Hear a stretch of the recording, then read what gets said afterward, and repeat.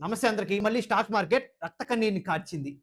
Nearly 8 lakh crores investors wealth ఆవిరైపోయింది. అంతా బానే ఉంది. మళ్ళీ మార్కెట్ రికవర్ అవుతుంది అనుకున్న టైంలో డొనాల్డ్ ట్రంప్ వచ్చి మళ్ళీ నో సీజ్ ఫైర్, ఇరాన్ మీద అటాక్ చేస్తాం అని చెప్పి స్టేట్మెంట్స్ ఇచ్చాడు. సో దీని ఇంపాక్ట్ ఆటోమేటిక్ గా గ్లోబల్ మార్కెట్స్ మీద పడిపోయింది. సో స్టాక్ మార్కెట్స్ అన్ని పడిపోయాయి. ఇరాన్ వచ్చి కమర్షియల్ షిప్స్ మీద అటాక్ చేసేయి, సో మేము ఇరాన్ మీద అటాక్ చేస్తాం అని చెప్పి స్టేట్మెంట్స్ ఇచ్చాడు. సో ఇలాగా డొనాల్డ్ ట్రంప్ ఇలాంటి స్టేట్మెంట్స్ ఇవ్వడం ఫస్ట్ టైం కాదు. లాస్ట్ 5 to 6 months నుంచి సేమ్ ఇదే ఫాలో అవుతున్నాడు. కరెక్ట్గా మార్కెట్ క్లోజ్ అయ్యే టైంకి లేదా వీకెండ్స్లో నెగిటివ్ స్టేట్మెంట్స్ ఇస్తాడు. అదేవిధంగా మార్కెట్స్ ఓపెన్ అయ్యే టైంకి పాజిటివ్ స్టేట్మెంట్స్ ఇస్తాడు. ఎప్పుడైతే నెగిటివ్ స్టేట్మెంట్స్ ఇచ్చినప్పుడు మార్కెట్ పడిపోద్ది కాబట్టి తన యొక్క వెల్త్ని బెట్ చేసి మార్కెట్ ఓపెన్ అయిన టైంకి పాజిటివ్ కామెంట్స్ ఇస్తాడు.